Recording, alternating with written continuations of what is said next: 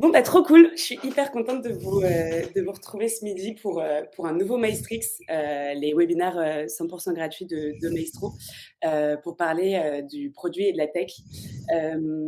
Aujourd'hui, on va parler avec, Maxime de l'outil Figma. En fait, chez Maestro, ça fait 2 ans. Alors j'aime bien dire en ce moment que ça fait 2 ans parce que c'était les 2 ans le 2 juin. Donc on est vraiment dedans là, ça fait vraiment 2 ans, que l'école existe. Et on forme du coup des product managers, des product designers, on forme à la tech.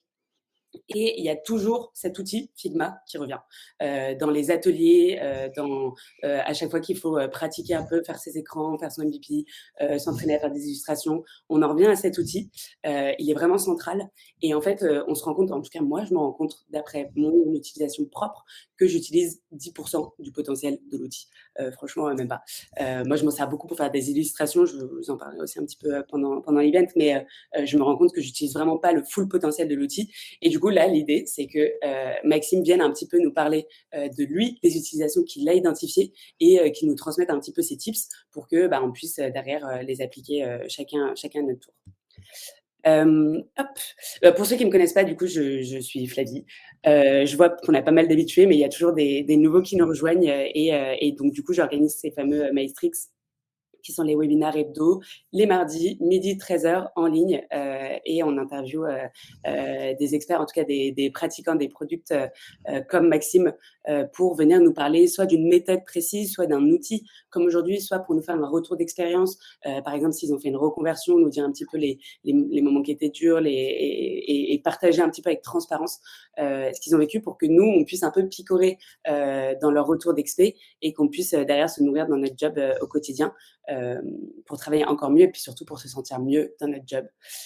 Et maintenant, c'est à vous. Est-ce que vous pouvez nous mettre dans le chat si vous êtes des product managers, designers, marketing, autres, nous dire un petit peu qui vous êtes et puis peut-être nous dire ce que vous êtes venu chercher aujourd'hui, donc votre niveau en Figma et puis en fait ce que vous essayez de craquer. Est-ce que vous découvrez à peine l'outil? Est-ce que vous l'utilisez tous les jours? Voilà, dites-nous un petit peu comme ça, on se rend compte même pour Maxime, on se rend compte un petit peu à quelle audience on a affaire pour savoir le niveau derrière. Si vous allez passer 1 heure à nous mettre des cols, ça va être dur de répondre. Voilà. Donc PM, product owner, designer, UX, ok. Designer,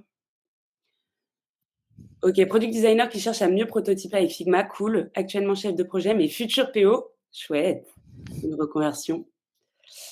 Emmanuel, c'est Héloïse qui nous a forcé à venir. Héloïse, membre de la team Maestro, d'accord. J'espère qu'il y a un peu de volonté quand même, mais ça marche. Je connais que 2 noms. OK, trop bien Sébastien, donc débutant. Trop cool. J'utilise 2 de Figma. 2. OK Antoine, donc gros défi là. On va essayer de monter à 15 pendant cette event. OK, trop bien. Donc beaucoup de profils, que du produit et plutôt des débutants Figma.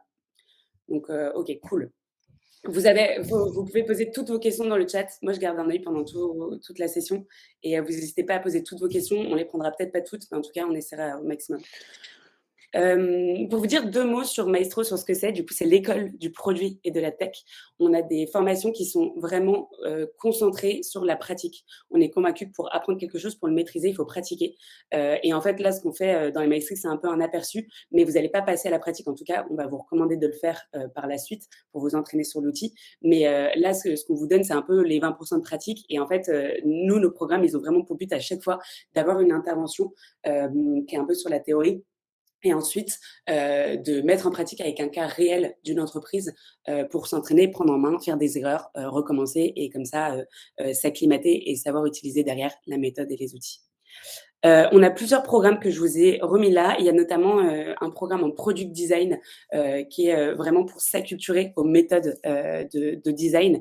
Et on part en fait, avec un projet fil rouge en 23 heures de formation, découpé en 8 sessions, c'est 100% en ligne. Et en fait, l'objectif, c'est de partir de la problématique design d'une entreprise et étape par étape de construire un MVP et de construire une solution. Et en fait, cette formation, il y a beaucoup d'utilisation du coup de Figma. pour la réalisation des ateliers. On fait les empathy maps dessus, on fait les customer journées, on commence les premiers écrans, on fait un design system. Donc là-dessus, Figma est vraiment central. Et en fait, moi, c'est surtout de ce constat-là que j'avais voulu encore plus pousser et faire un Maestrix ensemble et avoir le partage d'expérience de Maxime.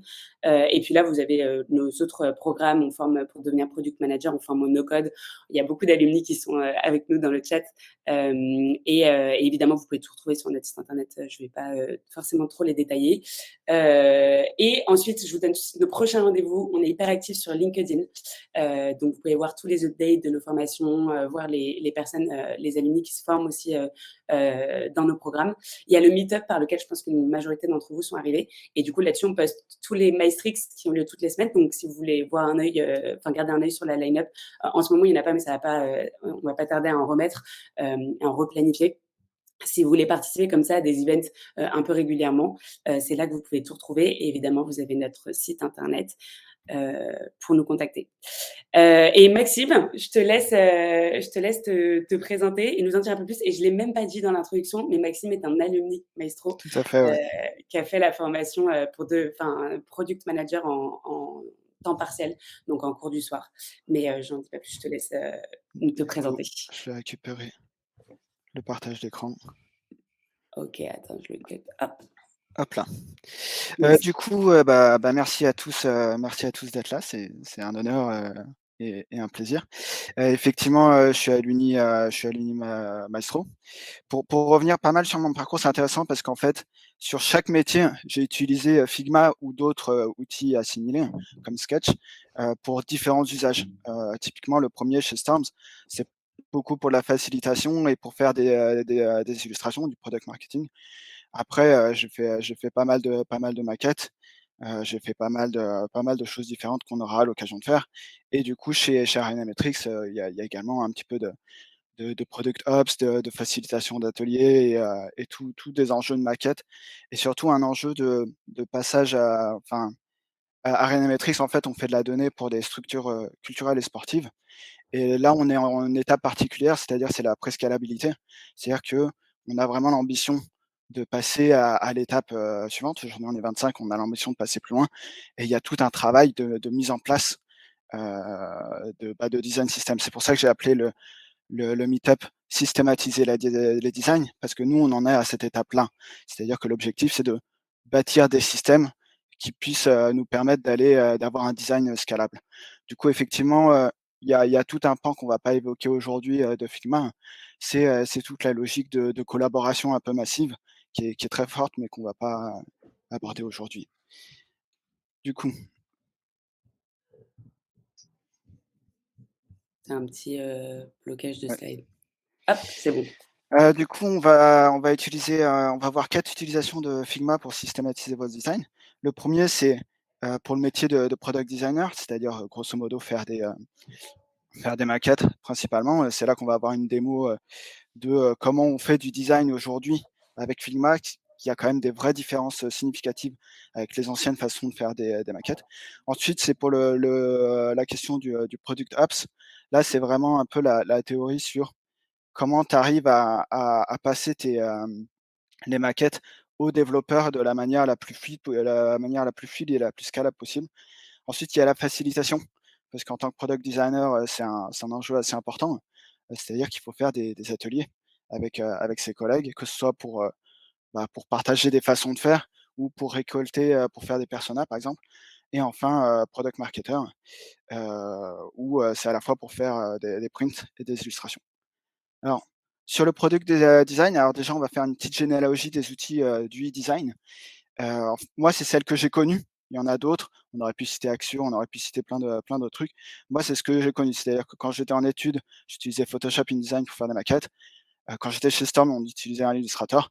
Puis est arrivé Sketch, qui a été une sacrée révolution avec tous les composants notamment. Figma, qui était une copie de Sketch, mais qui l'a poussé vraiment beaucoup plus loin. Et Adobe XD, qui s'est, mis dans le trio, Sketch, Figma et Adobe XD qui fonctionne grosso modo pareil, mais qui bénéficie de l'avantage d'avoir l'écosystème, Adobe. C'est-à-dire que souvent si vous faites du product design dans des grands groupes, vous allez plutôt faire Adobe XD. Si c'est, plutôt dans des structures moyennes, type startup, ce sera peut-être plutôt Figma. En tout cas, c'est l'interprétation que j'en ai. Il y a un changement de paradigme important avec Figma, qui a été initié par Sketch, mais qui est surtout, présent, chez Figma. C'est qu'avant les designs, on prenait un bloc et on le positionnait à la souris un petit peu. Alors que maintenant, on fait quasiment plus ça. Ça a vocation, surtout pour des maquettes, ça a vocation à ne plus faire ça du tout. C'est-à-dire que c'est juste, en ajoutant des règles les unes après les autres qu'on structure son design et c'est ce qu'on verra après. Il y a également un truc qui me paraît hyper important, c'est l'atomic design. Alors moi, j'utilise une version qui a été revisitée. L'atomic design, ça a été fait par Brad Frost. Moi, j'utilise une version qui a été revisitée par Hannah Hansen. C'est-à-dire qu'il y a 5 niveaux. Du coup, les atomes, en fait, c'est les tokens. C'est, définir toutes les couleurs, définir les arrondis, c'est le CSS, grosso modo. C'est, les arrondis, les ombrages, tout ce genre de choses, les typographies évidemment. Ensuite, il y a les molécules, c'est les composants, c'est-à-dire les icônes, les blocs, enfin tout ce qui va tout ce qui va être bloc. Ensuite, les cells, ça va être, de plus en plus gros et ainsi de suite. L'enjeu, c'est qu'une molécule est composée d'atomes et les atomes sont pas sécables, c'est-à-dire qu'on ne peut pas les décomposer. Les cellules sont composées de molécules, les organismes sont composés de cellules et les espèces sont composées d'organismes. On va le voir plus précisément avec le challenge Figma, qui est plus, c'est-à-dire c'est l'objectif, et c'est ce que je vais vous montrer, je vais faire une démonstration live, c'est de faire, un jeu de cartes en fait via Figma en une quinzaine de minutes. Alors évidemment là, c'est les conditions du live et en plus, Flavie va récolter vos questions. Du coup, je vais un peu expliquer. Du coup, je ne sais pas si je vais arriver à faire 40 cartes, mais je vais vous montrer. Cette logique, c'est vraiment une logique de speedrun un peu un exercice où quand tu maîtrises bien, l'enjeu, c'est d'arriver à faire ton jeu de cartes le plus rapidement possible et de le refaire régulièrement pour essayer de battre son record et de voir à quel point, heu, on est, efficace, évident dans ces raccourcis. Il y a un enjeu aussi dans Figma si vous voulez vraiment aller vite, c'est qu'il faut utiliser énormément les raccourcis, clavier, heu et assez peu la souris, Mmh. et les paramètres et cetera. Du coup, On a une petite question, vas-y. d'Emmanuel: «Pourquoi 40?»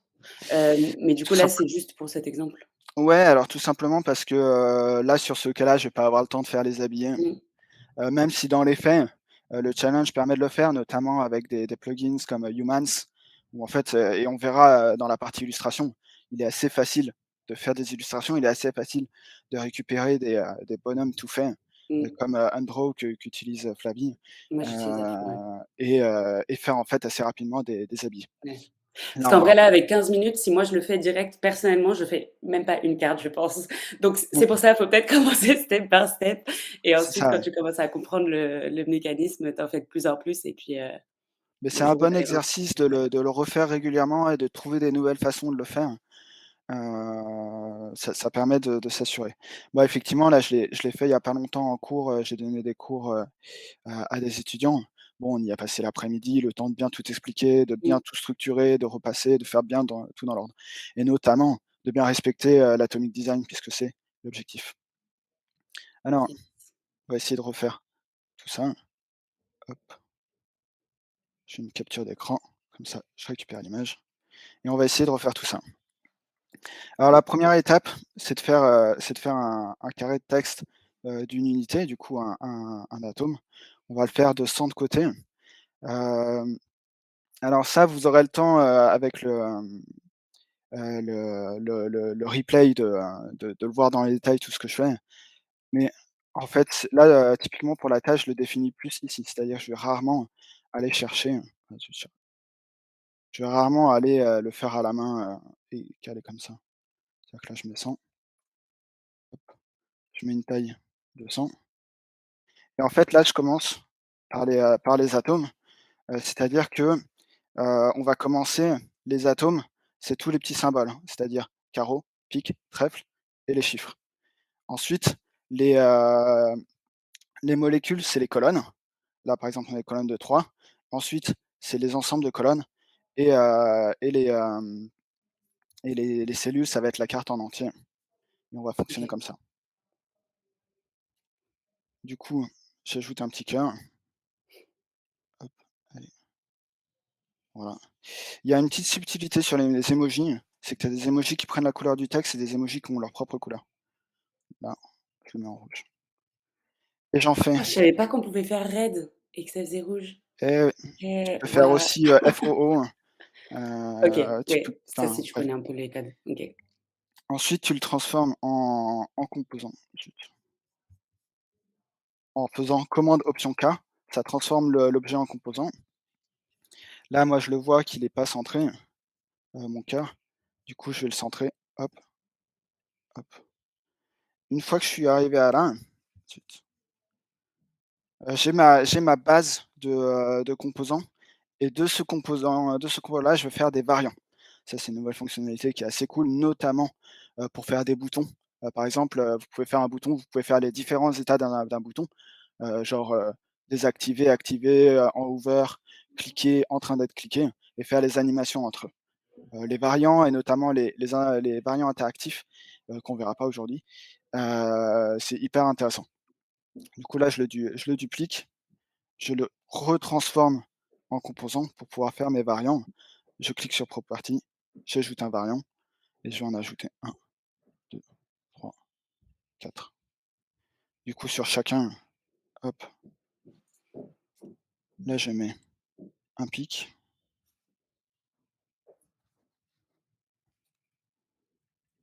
là, je mets un carreau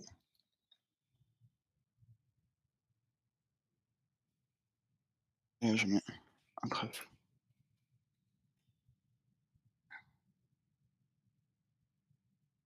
Alors l'avantage de cette méthode, c'est que je peux faire tout mon ensemble et après revenir, pour refaire le design de mon cœur, pour faire des trucs un peu stylisés.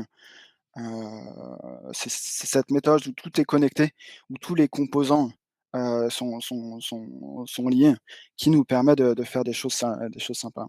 OK, c'est-à-dire que quand tu auras fait tout ton jeu de Ouais, cartes, si tu veux revenir modifier ton cœur, ça modifie tout à sur fait, toutes tes cartes. OK. exactement et ça, c'est la puissance, c'est-à-dire que tu peux très vite Ouais, arriver à un prototype, qui est déjà la base de ton design et après venir, remettre le petit cœur, OK, tranquille et dans des interfaces, c'est hyper important.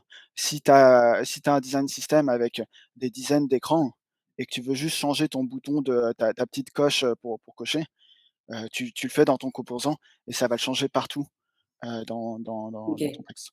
OK et du coup, pour ça, il faut bien l'avoir mis en composant, c'est ça? Ouais, tout à fait. OK.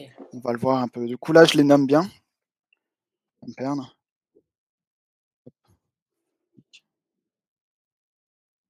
C'est-à-dire qu'en fait, je nomme chaque variant.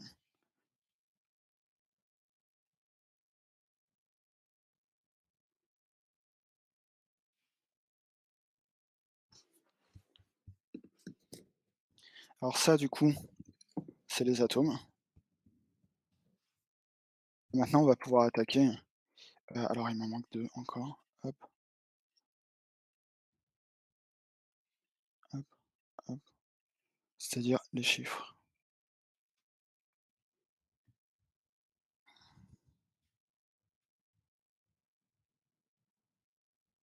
Également, si vous avez du mal à sélectionner, n'hésitez pas à sélectionner dans l'arborescence à gauche. Souvent, c'est Mmh. quand même plus facile. Voilà.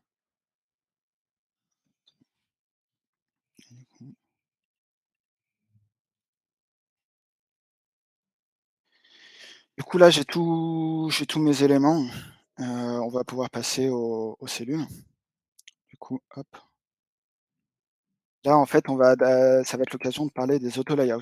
Les auto-layouts, c'est comme, je vous parlais tout à l'heure que on plaçait plus les choses à la souris. On faisait des trucs structurés. Les auto-layouts, c'est ça. C'est-à-dire que là, je vais cliquer, je vais mettre un auto-layout et en fait, ça va pouvoir définir entre chaque élément combien il y a de pixels. Imaginons, j'en veux 10, ça va le régler. Et imaginons, hop, OK. hop, hop, là, j'en ai un et du coup, si je reviens sur mon auto-layout qui peut être aligné comme ça ou aligné comme ça. Là, si je remonte, je peux tout faire. Je peux même mettre en négatif, avant on pouvait pas, c'est sympa. Du coup, Donc je corrige ce que j'ai dit tout à l'heure quand j'ai dit que j'utilisais que 10 de Figma. En fait, j'utilise 0,05 de Figma. Il y a plein de choses que je ne connaissais pas, que moi, je faisais à la main à chaque chose, en fait. ouais, tu faisais du freeform? C'est peut-être ça, comme ça que ça s'appelle, du freeform. Bah, c'est le et du C'est de coup, là, l'amateur. si on regarde bien un peu toutes nos cartes, en fait, il faut vraiment voir les cartes comme un système. Effectivement, elles fonctionnent comme un système. À chaque fois, il y a 3 colonnes, 1, 2, 3, et à chaque fois, il y a, 4, de 1 à 4, une à 4 symboles. 1, 2, 3, 4, 1. Sachant que des fois, il y en a 2, il y a plusieurs dispositions. Du coup, en fait, on va faire tous les types de colonnes et comme ça, après, on pourra faire nos cartes. Du coup, je le mets en frame, enfin en composant, et à partir de ce composant, je fais mes variants.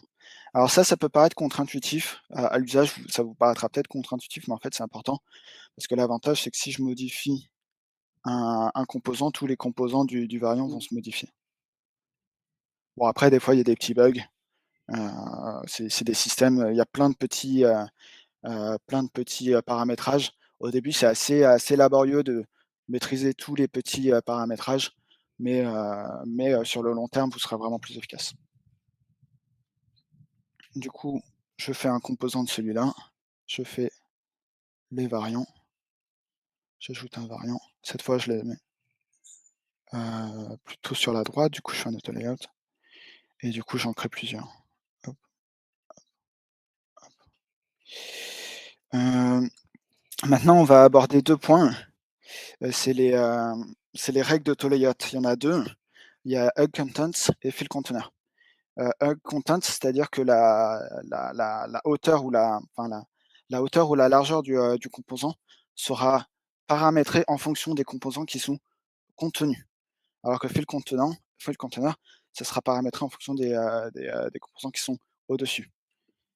Là, typiquement, je vais tous les mettre en, Fill Container, parce que l'avantage, en fait, je veux qu'ils gardent tous la même taille et en fait, si j'en enlève un, ça va paramétrer comme je veux. On a une petite question de, Vas-y, n'hésitez Sosan, pas je si sais c'est plus pas si c'est clair, évidemment, et la question c'est: est-ce que tu peux réexpliquer ce qu'est un variant par rapport à un composant? Ouais, bien sûr. Là, typiquement, en fait, un variant, c'est, quand vous avez un composant, vous avez plusieurs états de ce composant et vous pouvez passer de l'un à l'autre. Là, typiquement, si je fais ça, je sélectionne du coup ça, alors attends, je vais plutôt faire pour la démonstration. Là, du coup, je fais une instance du composant. C'est-à-dire que cette instance-là, qu'on peut aussi appeler, composant fille par rapport à au composant mère, va correspondre à ce qui est ici. C'est-à-dire que si je modifie ici, si j'écris H, ils sont tous adaptés. OK. Et en fait, le variant, c'est-à-dire que là, je vais pouvoir modifier dans la sélection tranquillement. Là où c'est intéressant, c'est plus dans le cadre de composants interactifs, où vous allez pouvoir mettre, sur votre prototype, une option en disant, si vous cliquez sur, l'objet, l'atome, cœur, il deviendra un carreau. Si c'est une coche, il deviendra coché, et cetera. Et ça, c'est hyper pratique parce que, vous pouvez faire, typiquement, vous pouvez faire des listes de trucs à cocher, parce qu'avant, on était obligé de faire, beaucoup d'écrans pour correspondre à tous les cas d'usage. Est-ce que ça c'est plus clair, pour toi, Sosan? Tu peux nous dire dans le chat. Alors sachant que si c'est pas clair, c'est normal parce que c'est assez compliqué à comprendre, enfin, c'est assez complexe. Moi, j'ai mis beaucoup de temps à comprendre toutes ces Mmh. dynamiques. C'est une façon de faire du design assez, radicalement différente d'avant. Du coup, si c'est pas clair, bah, il y a le replay, il y a le replay pour ça. Moi, j'ai mis du temps, hein, à bien tout comprendre, notamment avec les vidéos de Bastille que je vous conseille. Du coup, l'auto layout, là, je le centre au milieu et hop, là, j'ai mes 4, et j'en fais 1 à 0. On va commencer, juste il m'en faut un 0 également. Hop, hop. Je le fais bien, je les nomme tous. 4, 3, 2, 1 et ça, c'est les molécules. Ouais. Également, ouais, il y en a un autre qui me manque encore, c'est les numéros. En fait,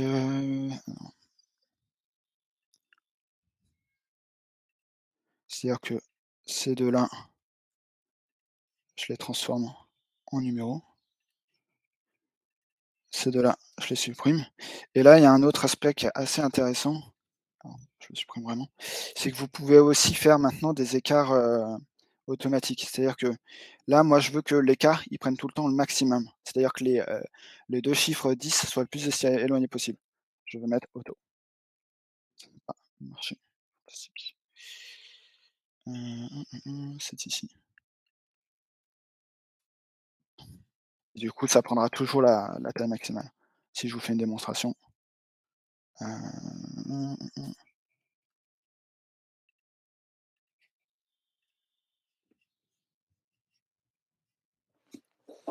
Ouais. Ah oui, c'est celui-là. Effectivement, comme je vous le disais, ça prend parfois bref, tout ne se passe pas parfaitement comme prévu. Du coup, on va rester comme ça. Ag, c'est très bien. Du coup, maintenant, on va pouvoir passer, du coup, aux cellules. Ouais. C'est-à-dire que je vais en prendre un dans le lot, je vais le mettre là et en fait, je vais composer, ma carte et c'est-à-dire que ma carte, elle est composée de 5 colonnes. J'en mets 2, je les groupe. Je fais auto layout. Alors moi maintenant, je sais que maj A, ça crée un auto layout. Du coup, je fais CTRL G maj A et j'ai tout de suite un auto layout. C'est tout plein de OK. petits trucs qui permettent, d'aller plus vite, tout simplement. Et du coup, ces 3 là, je les mets en 3. Celui-là, il est mal nommé. Chiffre.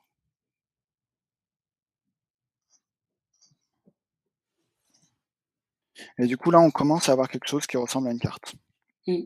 Bon, en termes de taille, on n'y est pas encore. Et ça, c'est un autre point qui est important notamment dans l'atomic design. C'est qu'en fait, avant, on avait tendance à partir de la page et à la remplir, alors que l'atomic design part des plus petits éléments et grossit, pour aller jusqu'à la page complète. Ça aussi, c'est un truc, qui est pas évident à prendre en main, puisque c'est un peu inverser une façon de penser. Ça prend un peu de temps, pour être, clair là-dessus. OK. On a 9 cœurs, mais parce Ouais, qu'en fait, du coup, là, pour faire ça, il faudrait faire, c'est-à-dire c'est 4, le 10, 2, 4. c'est 4 de 4 effectivement. OK, Du coup, hop, je le prends, celui-là je le transforme en 4 et ah celui-là, ouais, je le transforme en 2. OK, trop bien. On va mettre également, celui-là, moi je veux que ma carte elle soit plus allongée. Du coup, je vais agrandir ça. Hop, voilà, c'est pas mal, là, c'est pas mal. Bon après, encore une fois, c'est à la fin qu'on fait tout le design, Ouais, là on commence, à la fin on prendra la carte à la bonne taille. OK. Ça je le mets en hug. Toi, du coup, pour faire l'exercice, tu recommandes de faire les copier des colonnes, de paramétrer le bon nombre à chaque fois pour chaque colonne, et ensuite d'aller toucher aux espaces, pour que, toutes tes cartes, Ouais, se, ouais, ouais, là moi mettent bien c'est-à-dire ensemble. que c'est à cette étape-là que je cale mes écarts parce qu'en fait à ce moment-là, j'ai aucune idée de si mes écarts sont bons. C'est Ouais, ici que je vais avoir une vue un peu d'ensemble. ouais, Je dis: «Ah ouais, faut un peu plus d'écart». OK. Hem, alors également, on va commencer à faire en sorte que ça ressemble vraiment à une carte. Du coup, je mets un fond blanc, je mets des harmonies, et je mets aussi des marges, enfin des paddings, mettre plus.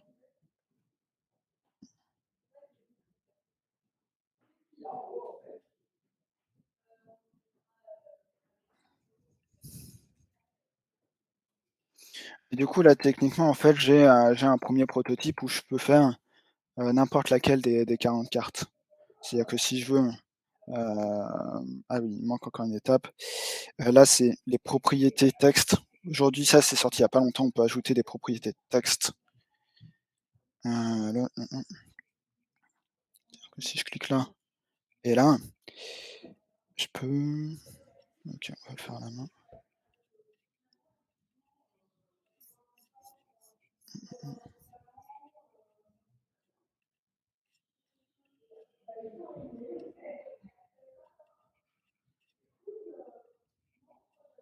Voilà, là ça, je peux le transformer en texte et du coup également ce qui est intéressant et notamment l'intérêt de faire Atom Molecule, c'est que si je sélectionne toute ma carte et que je tape sur entrée, ça va me sélectionner tous les éléments en dessous. OK. Si je sélectionne encore une fois, tous les éléments en dessous, encore une fois tous les éléments en dessous et là, j'ai tous mes composants. Là, par exemple, si, je peux faire en sorte que ça devienne noir, voilà et avancer comme ça. Moi, ce que je veux, OK. c'est pouvoir changer les 4 chiffres d'un coup. Du coup, je sélectionne les 2 colonnes, je change je descends jusqu'à avoir les 4 et là, normalement, encore une fois, là, j'ai le texte et du coup, je peux mettre, si imaginons que je veux faire le 7, je mets 7 et ils passent tous en 7. Le 7, c'est 3, 1, 3.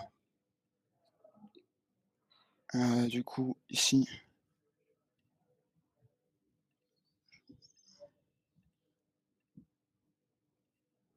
je passe en 3 et là, je passe en 1 et du coup, j'ai ma truc. Si je veux, imaginons que je veux que ce soit des pics, hop, je je descends jusqu'à arriver, jusqu'à mes éléments, jusqu'à mes atomes, je passe en pic et là, pareil, pour passer noir. Alors, je pense qu'il faut, une fois ça, du coup, je le transforme encore une fois en composant, ce qui me permet d'avoir, autant de cartes que je veux et typiquement, hop, hop, hop, mettre un peu plus d'écart entre elles. Ah oui et là, tu vas pouvoir tout faire, Ouais, d'un coup. il y a un petit raccourci qui est sympa, c'est qu'une fois que vous avez fait, juste après avoir fait une copie, vous pouvez faire en appuyant sur commande D, vous pouvez faire la même copie. C'est-à-dire que si je appuie D, hop, OK. encore et du coup, tout l'enjeu, c'est après, bon, ça, c'est un peu laborieux, mais une fois que tu es là, l'enjeu, c'est d'arriver à tous les sectionner, les passer, colonne par colonne, et cetera pour faire les 40 cartes. Également, il y a ça, c'est un truc que j'ai fait, je vous en parlerai au moment, par la suite. Il y a un petit plugin qui s'appelle, Google, Sync Spreadsheet, qui peut faire en sorte où vous pouvez partir d'un spreadsheet dans lequel vous notez, tout ce que vous pouvez, noter tout ce que vous voulez sur chaque carte et ça va s'adapter. Ça va changer les composants et ça va changer les textes en fonction du spreadsheet. Celui-là, il est un petit peu technique et je le maîtrise pas suffisamment pour le faire en live, mais il est hyper intéressant et hyper puissant. OK. Tu peux redonner le nom du plugin? Comme ça, je le mets dans le chat. C'est, Google Sync Spreadsheet. Vous tapez Google Spreadsheet et vous l'aurez, hein. Ça il est plutôt bien fait, il est un petit peu capricieux, mais il est assez puissant et je vais vous le montrer. Je m'en suis servi notamment pour faire des personas, comme on va le faire, par la suite. Est-ce que vous avez des questions sur tout ça? Alors, on a plusieurs personnes qui demandent le plugin. Je vais le trouver pour vous l'envoyer. Ouais. Sinon, ouais, n'hésitez pas s'il y a d'autres questions, qui viennent. Je pense qu'il y avait pas mal de questions sur, comprendre la différence, variante, instance, atome et cetera. Mais ça, Mmh mh. après, c'est en se plongeant dedans. J'ai partagé un article, du coup, sur la méthode, enfin, design de Anna, dont tu parlais Mmh mh, mmh. et c'est là, je pense qu'il y a un peu plus de définition à regarder plus en profondeur. Ouais, tout à fait et c'est surtout Basti UI qui fait des vidéos, assez claires sur tous les différents composants, les, variants interactifs. En tout cas, moi, c'est là que j'ai appris tout ça OK. et puis après, c'est aussi par l'expérimentation. Mmh. Du coup, on va passer à la suite. Du coup, ça c'était, la partie product design. On va pas rentrer plus dans les détails pour faire les maquettes, puisque l'objectif, c'est plus de vous montrer un large panel, même si, sur Product Ops, Il y a des choses intéressantes sur comment on connecte, Figma et comment on transmet les maquettes, aux devs. Alors moi, c'est ce que j'appelle, le chemin de convergence. Heu, Ça, c'est quelque chose que je suis en train d'analyser parce qu'on essaye de mettre ça en place, chez Dynametrics. Ça prendra du temps, on verra ce qu'on pourrait faire. C'est un compromis, avec les devs à établir puisqu'un design system, avant tout et avant toute chose, c'est un compromis avec les devs, où il faut se mettre d'accord sur: «OK, on a quels composants et comment on les utilise?» Et c'est, tout l'objectif, c'est d'arriver à faire en sorte que, les devs et les designers, travaillent, avec les mêmes références, les mêmes bases. C'est une charte graphique, et ça, c'est assez important et c'est aussi pour ça que c'est intéressant tout ce qui est l'atomic design et le structure design. C'est que vous allez faire des maquettes, qui sont déjà paramétrées, en fait, de la même façon, qu'on code. C'est-à-dire que c'est pas placé, à la souris, c'est entre tel élément, il y a 10 pixels, le padding 20 pixels et c'est un ense en fait, on design à partir de règles et on fait que des règles et on multiplie les règles, parce que c'est comme ça que qu'on dev, en fait, tout simplement. Du coup, le chemin de convergence, c'est comment on passe de Figma, où vous faites de la création de maquettes, jusqu'au front dev où c'est de la production. Il y a 2 étapes pour l'instant que j'ai identifiées, où j'ai un peu discuté avec pas mal de monde, qui m'ont dit, ces 2 étapes.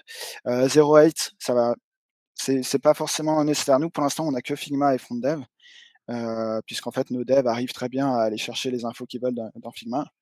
Mais 08, ça permet de créer un site qui va reprendre toutes les infos, tous les composants, tout ce qui a été défini dans Figma et le présenter sous la forme d'un joli site un peu sympathique. Ce qui est plutôt très cool, notamment si vous voulez pas donner accès à Figma à toutes vos équipes, à tous vos partenaires, et cetera. Storybook, c'est plus compliqué, c'est vraiment de la standardisation, c'est-à-dire que vous allez pouvoir stocker, des bouts de code et dans le front dev, y faire appel. En fait, c'est des composants. C'est-à-dire que dans le front dev, vous allez pouvoir dire, «Je veux tel type de bouton», et en fait, il va aller chercher le bout de code dans Storybook pour le mettre dans la dev. Ça, c'est hyper intéressant. Encore une fois, imaginons, si vous voulez changer, imaginons votre site, vous voulez changer la typo. En fait, vous allez juste dans Storybook, vous changez la typo, et en fait, vu qu'il y a des instances, tout votre site, si c'est bien fait, en tout cas, c'est l'espérance et c'est ce vers quoi on tend. Si c'est bien fait, tout votre site va changer de typographie. Aujourd'hui, il y a quelques années, il y avait, je sais plus si c'était, le Times ou Wall Street Journal, ils avaient voulu changer de typographie, ils avaient mis 1 an à le faire. Ah, Parce qu'en fait, il fallait passer en revue l'intégralité du code pour changer à la main, tout. Avec ce système, en théorie, si c'est bien fait, mais souvent, ça prendra quand même plus de temps. Faut pas non plus, se leurrer. Normalement, ça va quand même nettement plus vite et ça permet d'être beaucoup plus, agile, flexible et mmh, s'adapter plus vite. Et aussi pour nous, par exemple, qui sommes en prescalabilité, où on a une refonte à faire, ça nous permet de construire le truc et se dire: «C'est pas grave si le design il est pas forcément à la hauteur de ce qu'on espère. Plus tard, on pourra le changer sans que ça soit trop lourd». OK. On a une question de Théo qui demande la différence entre partager un flow complet et utiliser zero height Partager un flow complet. de Figma. Le prototypage. 0.8, ça va être plus de la documentation où vous allez lister tous les composants et les règles pour utiliser les composants. Alors que, le flow complet, ça va être plus être une démonstration c'est plus une simulation de l'expérience. OK. Est-ce que je Heu, sais pas si c'est clair pour toi, Théo? Vous allez Et pas ouais. ouais, là-dessus, il y a aussi une question de Sosan, si tu prototypes, dans Figma, même pour Mmh. de l'interactif? Bah oui, je prototype, dans Figma pour de l'interactif. Effectivement, je fais les maquettes, Panametrics et de plein d'autres choses. Après, moi, la limite, c'est que je fais pas d'animation un peu, parce qu'il y a toute une partie où on fait des animations. On peut faire, genre des cœurs qui battent quand on like, des trucs comme ça. Moi, je fais pas. C'est plus si vous êtes dans des agences un peu créées, un peu poussées ou, dans du B2C que vous allez en faire. Mais sinon, il y a peu de chances que vous en serviez. Souvent, ça va pas être utile. OK. Voilà. OK. Du coup parce qu'en fait, faire un design system, c'est technique, enfin, la partie graphique est assez facile à faire, en fait, notamment parce qu'il y a plein de ressources sur internet. Le plus dur, c'est de le faire respecter, c'est d'aligner tout le monde, et de convaincre un peu tout le monde que bah, que c'est une bonne idée, que c'est fiable et que parce qu'en fait, c'est du temps de dev pour aligner tout le monde et en fait, le plus simple, c'est vraiment commencer par les atomes. C'est-à-dire que vous commencez par avoir un endroit où vous stockez les icônes, avoir un endroit où vous stockez les couleurs, les typographies. Vous commencez là et après vous montez jusqu'aux molécules pour avoir carrément, des composants, établis, où tout le monde s'est mis d'accord, et on sait comment s'en servir. Ça, c'est une matrice des couleurs, que j'ai fait en arrivant chez Ryanalytics parce que nous, on a tout un enjeu de data visualisation et en fait, chaque couleur doit avoir un sens, on a besoin de nuancier et cetera. Du coup, on a mis en place, ça et surtout, cette matrice des couleurs, elle est à la fois pour le produit et à la fois pour le market. C'est-à-dire qu'on essaye de faire que nos illustrations ne sortent pas de ces couleurs-là non plus, pour avoir une cohérence d'ensemble. Également, ça c'est sorti, vendredi dernier, je crois, ou en tout cas cette semaine, c'est Decathlon. C'est-à-dire que, 08 et Storybook, en fait, il y a un gros mouvement d'open source où les grosses boîtes, Decathlon, Doctolib, surtout, on peut fouiller, on peut, visiter, on peut, alors on n'aura pas toujours les codes. Pour Decathlon, ils ont mis en open source, c'est-à-dire qu'on aura quand même pas mal de codes et ça, c'est hyper intéressant. Si vous cherchez de l'inspiration sur comment faire un bouton, vous tapez Storybook plus la marque que vous préférez ou alors, et en fait, vous trouverez, tous les exemples. Par exemple, on a les différentes barres de recherche. Vous trouverez énormément d'inspirations qui sont beaucoup plus concrètes que, de l'inspiration type Dribbble, qui sera plus, pour «épater la galerie» entre guillemets. Là, c'est des trucs qui sont vraiment utilisés de manière industrielle, genre Doctolib, ils si le composant, ils l'ont fait comme ça, c'est qu'ils ont des raisons. Du coup, vous trouvez énormément de choses à la fois en termes de code, à la fois en termes de design et en termes de façon de faire. C'est-à-dire que Decathlon, vous pouvez récupérer, vous pouvez copier tous leurs fichiers, leurs fichiers Figma, les récupérer et aller voir un peu faire de la rétro-ingénierie pour comprendre comment ils l'ont fait. Alors après, ça dépend si vous êtes dans une startup, dans une agence ou dans un grand groupe, vous n'aurez pas forcément besoin de ce niveau de complexité et il vaut mieux quelque chose de simple que vous maîtrisez, mais c'est hyper intéressant et il faut aller regarder ça. Mmh. Complètement, ça c'est un très bon conseil aussi pour les personnes qui sont en recherche d'emploi. Si, c'est des exercices par exemple, faire ça, montrer que vous avez fait l'exercice, que vous avez refait des écrans Décathlon en passant par là, bah, vous gagnez énormément de temps et derrière vous pouvez montrer au recruteur ou ajouter à votre portfolio que vous avez fait une copie, de Ouais. tel design et ça appuie vraiment le fait que, bah, vous pratiquez, vous réentraînez puis en plus vous allez apprendre plein de trucs en pratiquant, Ouais, ouais. comme tu disais. Moi, c'est vraiment, enfin, c'est dans ma période de chômage que j'ai le plus progressé sur Figma, en fait. Ouais, Parce que j'avais le temps d'expérimenter, j'avais le temps de m'amuser. Je m'étais amusé à refaire, toutes les interfaces de Storms. Bon, c'était pas en lien avec eux, puisque bon, heu, mais c'était un peu ça me permettait de «purger» entre guillemets toutes mes idées qui avaient pas été, acceptées à l'époque et de faire tout un système sur un truc que je connaissais par cœur et de tout refaire jusqu'au moindre détail. Ça, c'est des exercices qu'il faut faire.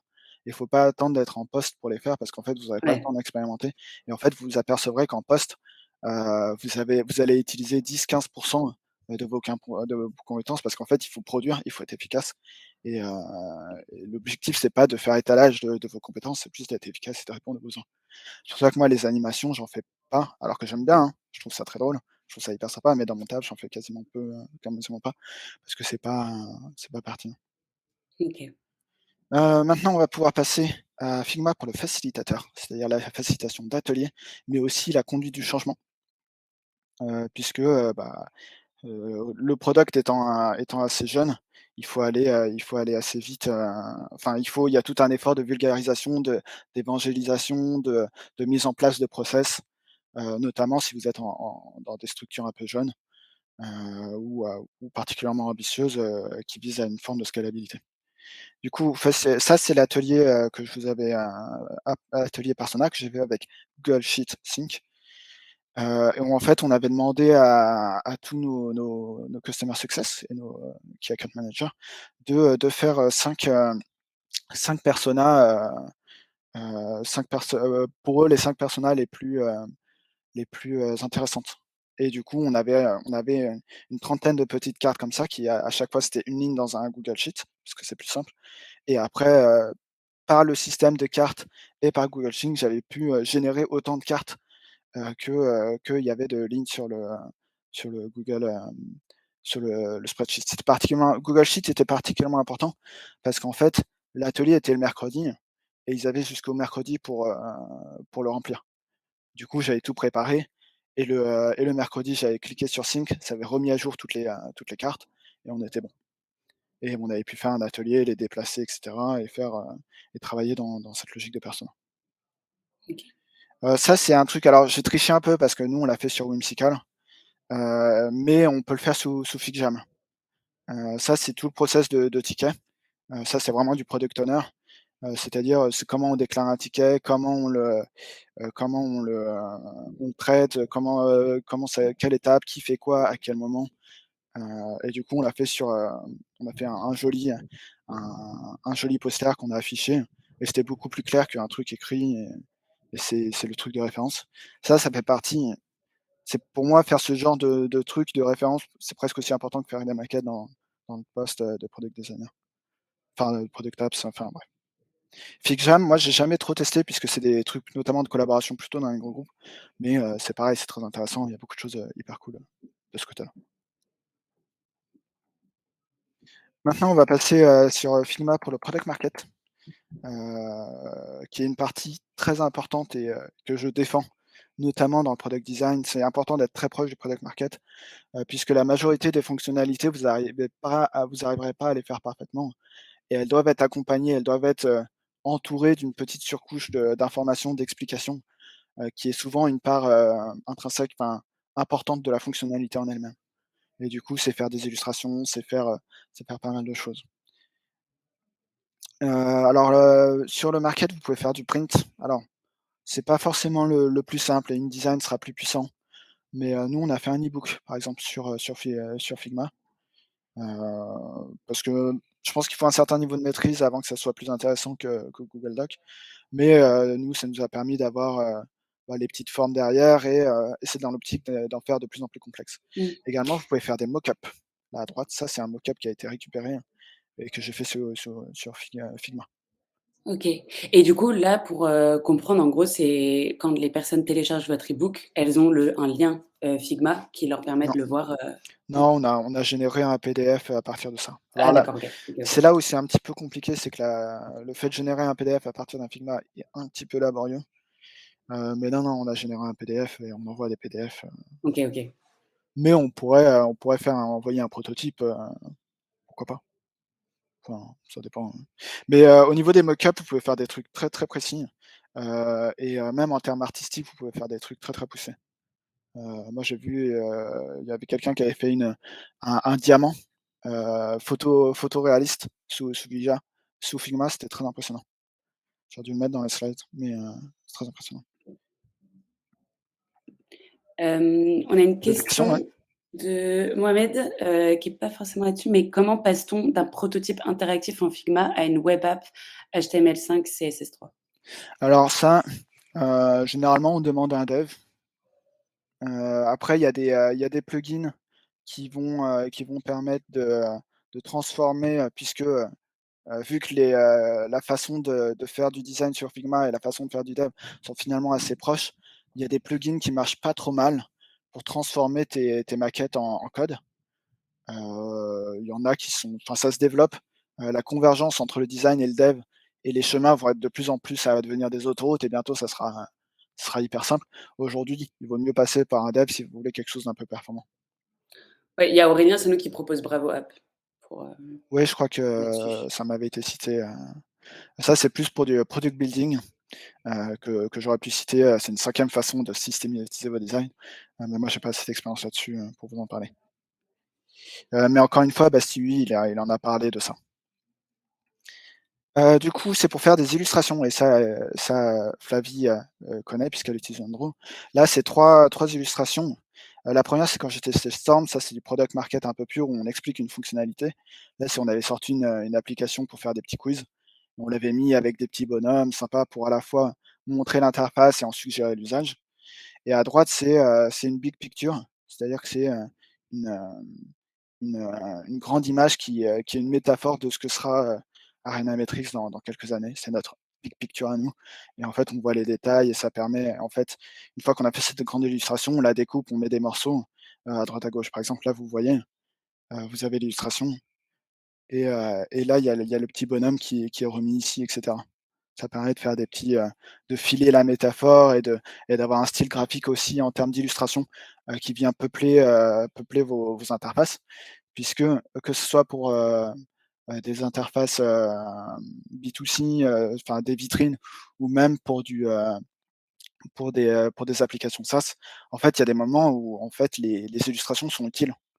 Vous allez pouvoir mettre des petites illustrations à droite à gauche et c'est assez intéressant d'être capable de les faire soi-même, à défaut d'avoir un graphiste à ses côtés, puisque ça permet de combler et de rendre un peu plus vivant, plus rapidement, vos fonctionnalités. Typiquement, nous, on essaye à chaque fois qu'on a un message d'alerte de mettre une petite illustration sympa, pour, un peu dédramatiser et rendre l'expérience un peu plus fluide, un peu plus agréable. Ça, en bas à gauche, c'est un tableau que j'ai fait imprimer et je l'ai mis parce qu'en fait, il est intéressant au début, j'avais des couleurs un peu éparses et en fait, après que j'avais fait la matrice des couleurs chez, pour Animatrix, je m'étais dit: «Mais en fait, il faut faire une matrice des couleurs à la fois pour mes tableaux» et du coup, j'avais, défini 2 nuanciens et j'avais tout changé, tout mon tableau pour que ça corresponde et effectivement, le rendu est un peu plus sympa, C'est tableau que je fais pour, que j'offre à mes proches, globalement et que je mets vous en avez un là que j'ai fait également. Ah! Vous avez également celui-là, hop, que j'ai fait également. Peut-être ça, tout ça, tu l'as fait sur Figma? Ouais, ouais, ouais, absolument et c'est l'enjeu en fait, on peut tout faire, sur Figma, on peut faire énormément de choses et surtout il faut trouver des trucs sympas à faire, que ce soit dans le cadre de vos métiers, mais aussi à côté. C'est comme ça qu'on progresse et qu'il faut profiter de l'énorme polyvalence de Figma pour, trouver des trucs à faire parce qu'il y a pas de secret. Si vous voulez apprendre à faire du Figma, il faut utiliser Figma. Et le mieux, c'est d'avoir des petits projets, des petits side projects, qui sont réels, sur lesquels vous allez pouvoir progresser, ça va être, assez satisfaisant et c'est comme ça que vous allez progresser. Parce que le moment où vous avez du temps pour progresser sur Figma n'est pas toujours, synchronisé avec le moment où vous en avez besoin, en fait. Du coup, il faut trouver des petits trucs à faire sur Figma, pour progresser, que ce soit des illustrations. Moi, j'aime bien faire des illustrations, du coup, j'en fais. Ça me permet de progresser, ou des petites cartes pour une soirée jeu ou ou des interfaces ou plein de choses, en fait. D'ailleurs, c'est un outil qui est assez large et il faut avoir le réflexe de s'en servir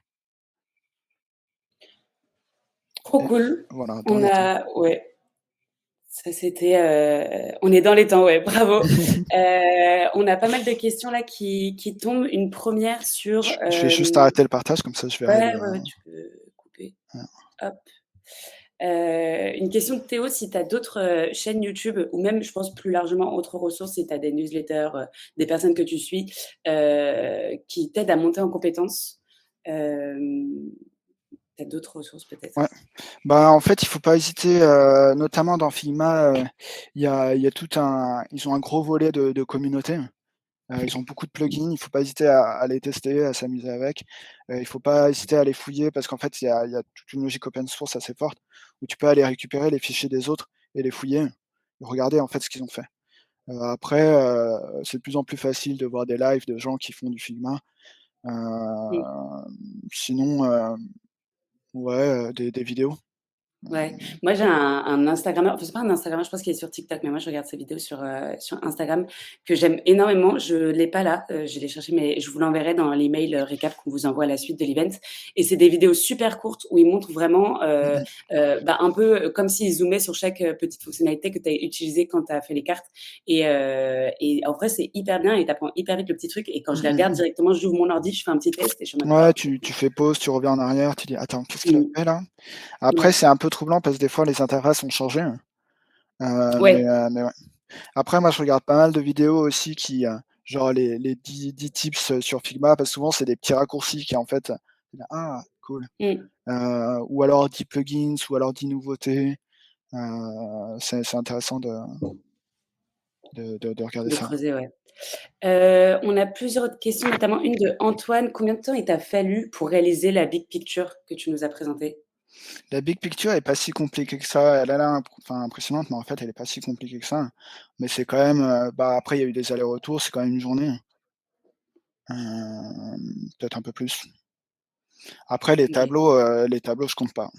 C'est Ouais. beaucoup, beaucoup trop. Juste juste pour vous montrer, ah, je suis trop petit. Après ça, tu le fais pour le plaisir, Ouais, c'est ça, mais genre juste sur celui-là là, que vous pouvez regarder, ah c'est que des ouais, cercles. En fait, juste pour faire les cornes là, c'est une soirée. Juste pour ça et ça. OK. Mais alors juste, je ne C'est possible connaissais de pas faire cette ça. utilisation de Figma, je ne savais pas que c'était possible de faire, Ouais, on peut faire des trucs bien, c'est assez puissant, ça marche bien. OK. C'est ça qui est aussi intéressant, c'est que malgré tout la gestion des vecteurs, elle est assez intéressante, elle est plutôt bien foutue, plutôt Mmh, fluide et notamment, ça c'est intéressant, c'est vrai que j'aurais pu en parler, notamment pour faire vous-même vos icônes.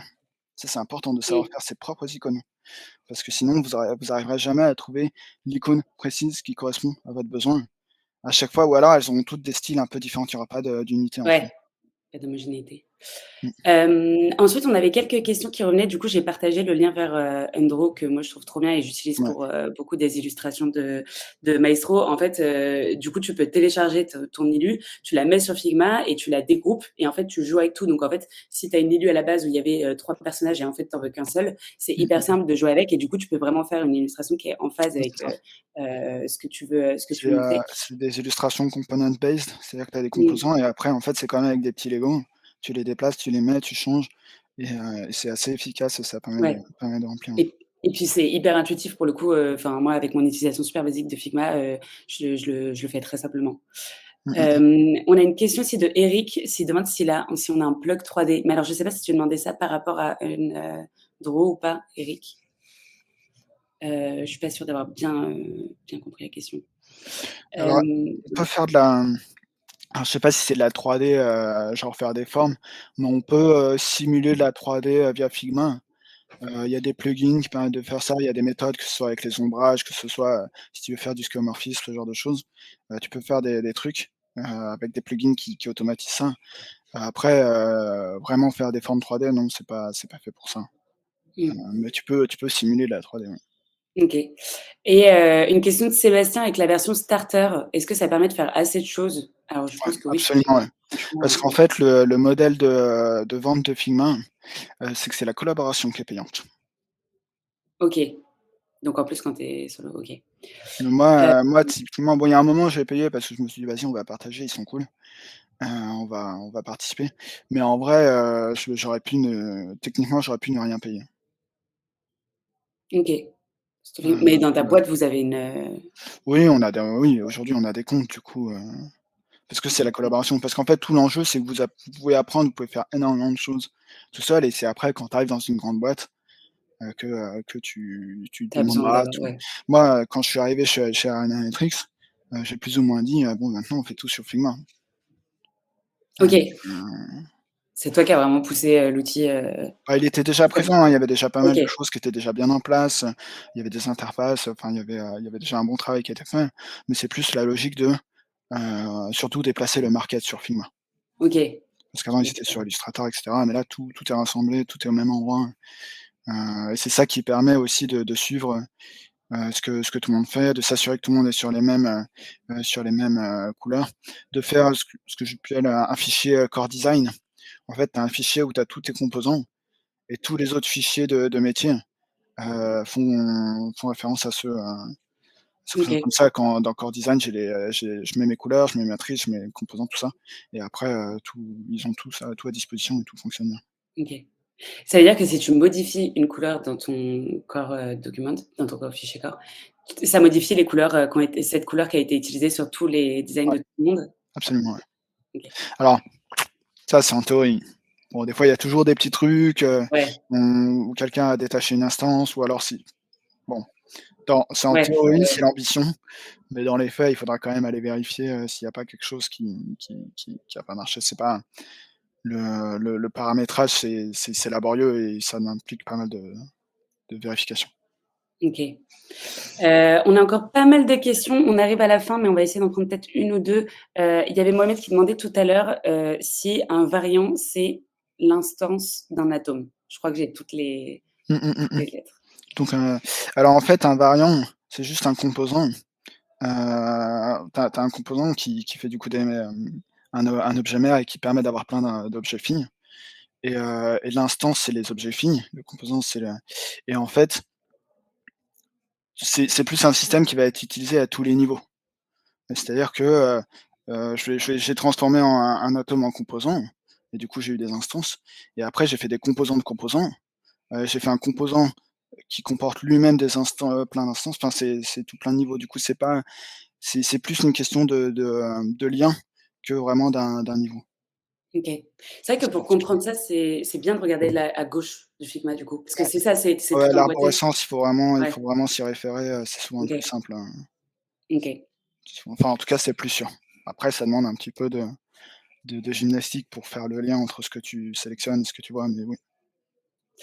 Et on a une question, est-ce que c'est une bonne pratique de copier-coller des images d'icônes dans nos wireframes, à partir de Google Images? Bah, ça dépend, ça c'est juste une question d'à quel point, tu as besoin d'être précis. En fait, les maquettes, tu des maquettes où tu as 1 heure pour le faire, bah oui, copie-colle.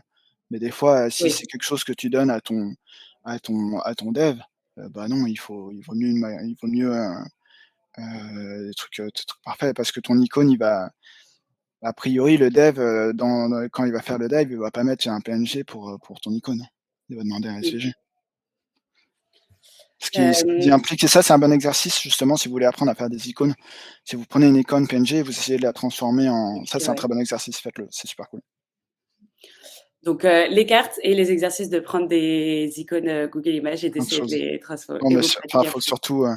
faut surtout s'amuser et s'en servir et enfin, être dans une logique d'empowerment, c'est-à-dire de devenir un peu plus puissant et plus capable, Mmh.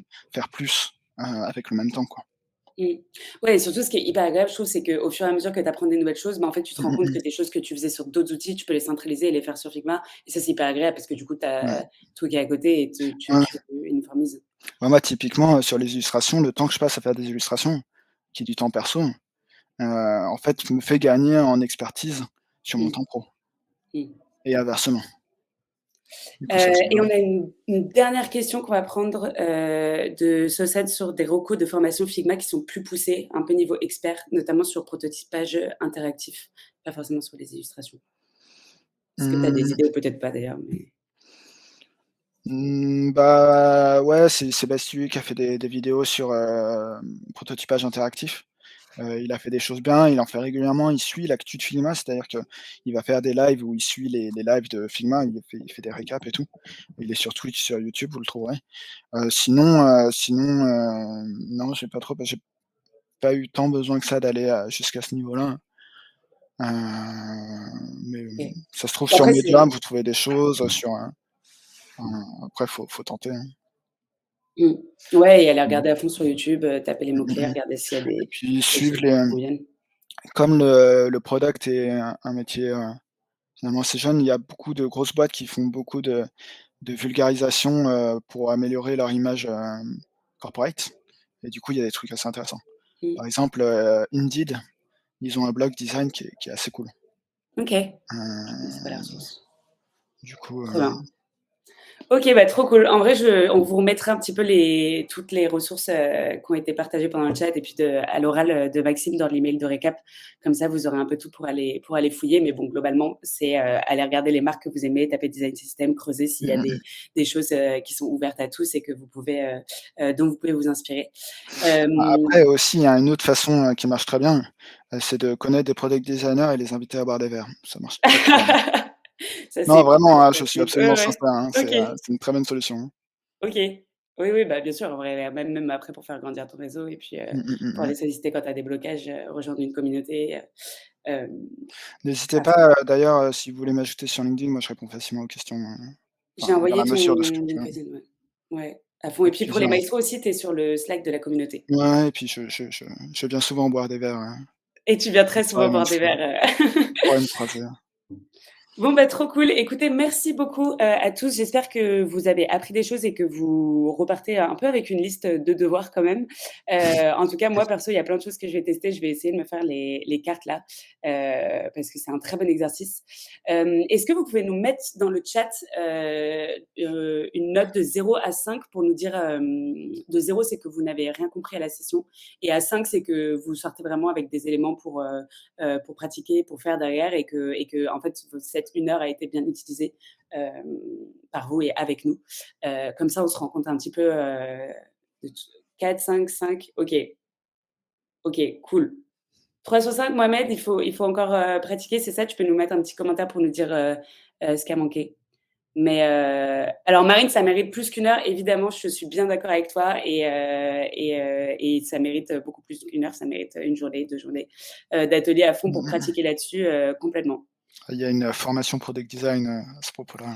Mais Marine fait partie de la formation Product Design, et elle est avec nous connectée ce soir pour la première session kick-off de la formation. Donc, pour le coup, tu vas revoir du Figma à fond, et tu vas repratiquer, et tu vas surtout faire 100% des ateliers quasiment sur l'outil, parce que c'est vraiment le but de ces formations, c'est de prendre en main, et que derrière, tu puisses bien sûr pousser, exactement comme dit Maxime, te mettre un peu dans ta bulle et continuer de pratiquer et monter en compétence en creusant un peu les fonctionnalités que tu veux creuser. Mais le but, c'est vraiment de te montrer un peu toute l'arc des possibilités.